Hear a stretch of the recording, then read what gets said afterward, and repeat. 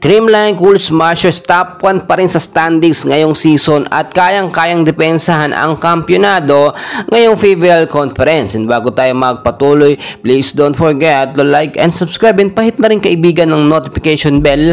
Maraming salamat po. Well mga kaibigan, alam naman natin na as of now ay may 6 wins na and 1 loss ang Creamline Cool Smashers. Then sa last game na panood natin yung very intense at crucial game kontra sa koponan ng Signal HD Spikers. Ang akala pa nga natin ay matatalo sa pangalawang pagkakataon ang Creamline.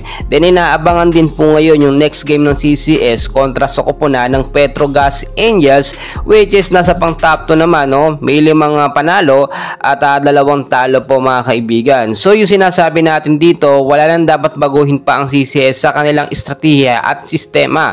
Basta magkaroon ng maayos na rotasyon ng mga player ay hindi po mababasa ang galawan ng CCS team. So very obvious naman kapag malalakas ang kalaban ay ginagamit ni Coach Sherwin Meneses ang kanyang pangmalakasan na first 6 lineup na talaga namang yun ang nagpapanalo. So wala nang dapat baguhin at kung titignan po ninyo kung natalo man ang CCS sa Akari nung mga huling laban nila ay nakita natin medyo may pagkakamali talaga doon si Coach Sherwin Meneses. Yung hindi po kasi pagpapalit ng setter at ng ibang mga CCS player ay isa ng pagkakamali sa lahat po ng mga team.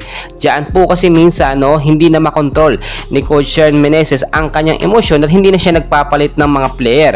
Hindi niya napapansin na napapagod din ang mga CCS player at kinakailangan ng substitute sa mga player o mga bench player ng CCS. Tulad ng ating sinasabi, etong si Kyle Negrito okay naman ang kanyang mga laruan and so far talagang nakuha na ng mga spikers ng CCS yung mga set na ibinibigay niya ay maaayos naman.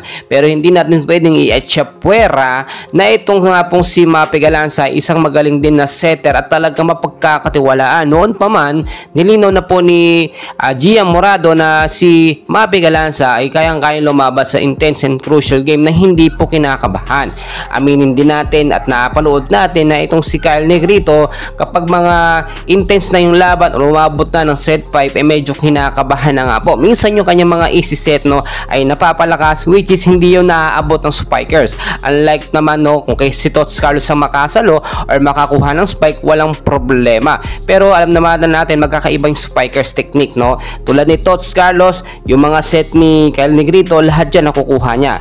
Pero kapag ang spikers na available at naka-ready naman, tulad ni Alyssa Valdez, etong si Gemma Galanza, Michelle Gumabaw, hindi po ganoon. Kaya nakikita natin dito, yung dapat i-adjust ng CCS, yung itong setter na si Kyle Negrito. Hindi ko sinasabing palitan, bagkos dapat din bigyan ng opportunity or pagkakataon si Mape Galanza na ma-showcase yung kanyang talent sa larangan ng volleyball, at magamit din sa mga intense na laban. Diyan po kasi natin malalaban kung mag-fit nga ba yung mga setter ng Creamline in case magka-problema itong si Kyle Negrito, dapat sanay na itong si Mape Galanza. But so far mga kaibigan, wala namang problema sa CCS, napapanatili naman nila yung kanilang consistency sa game. Pero aminin natin, kinabahan tayo sa huling laban ng CCS kontra sa Signal HD Spikers dahil nga na 2-0 at buti na lang nakaabot sa tabla itong CCS pagdating ng set 4 at nakuha pa yung set 5 mga kaibigan. So abangan natin mga kaibigan, take note na po April 6 ang next game po ng CCS kontra sa koponan ng Petrogas Angels. And please huwag kalimutan mag-like and subscribe. Maraming